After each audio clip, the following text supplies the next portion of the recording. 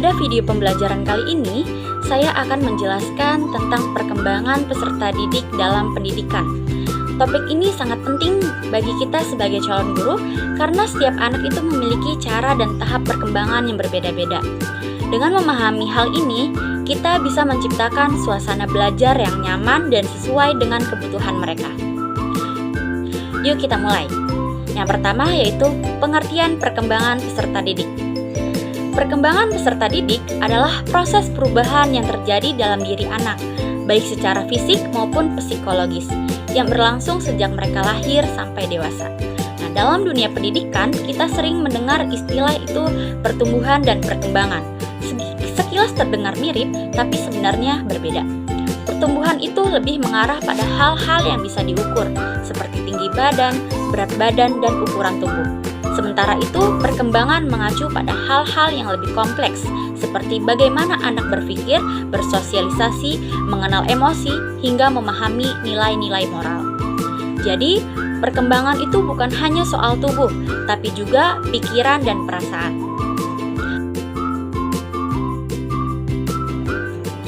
Selanjutnya yang kedua, prinsip-prinsip perkembangan. Setiap anak itu tumbuh dan berkembang dalam tahapan yang teratur. Artinya, tidak semua anak itu langsung bisa membaca atau menulis, tapi mereka akan sampai ke tahap itu jika diberi dukungan yang tepat. Ada prinsip penting yang harus kita pahami. Yang pertama, perkembangan itu bertahap dan saling berkaitan. Misalnya itu anak belajar merangkak sebelum berjalan, belajar bicara sebelum bisa menulis. Dan yang kedua itu setiap anak berbeda.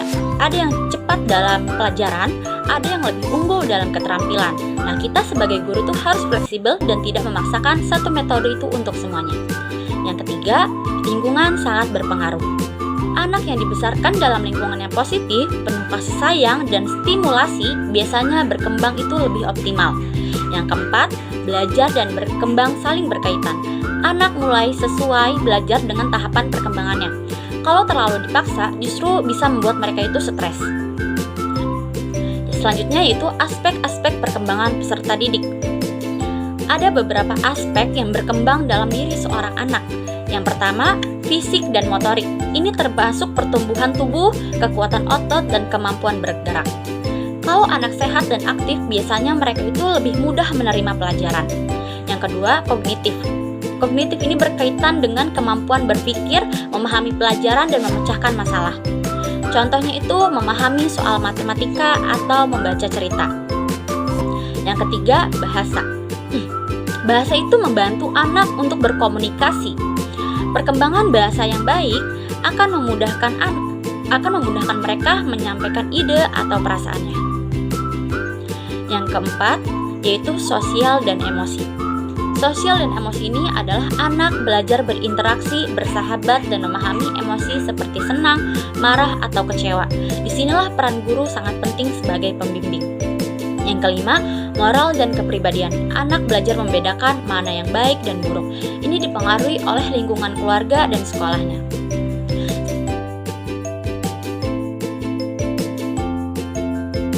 Selanjutnya yaitu ada tahap perkembangan anak.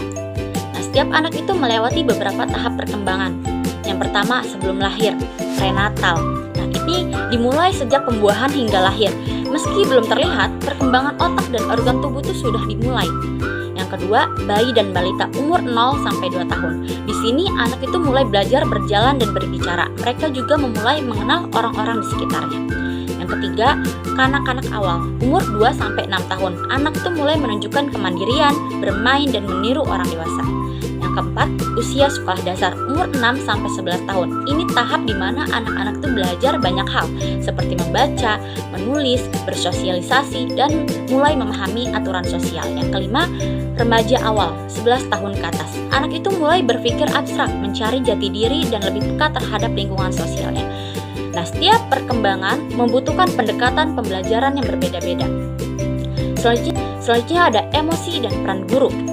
Nah, sekarang kita masuk ke bagian yang sangat penting, yaitu emosi peserta didik dan peran guru. Anak-anak, terutama di sekolah dasar, sedang dalam tahap belajar mengenali dan mengelola perasaan mereka. Mereka bisa saja merasa senang, sedih, cemas, atau marah tanpa tahu cara mengungkapkannya. Nah, disinilah peran guru sangat besar. sebagai teladan yang pertama. Guru itu harus menunjukkan sikap positif seperti sabar, disiplin, dan ramah. Anak-anak itu akan meniru sikap guru mereka. Yang kedua, sebagai pembimbing.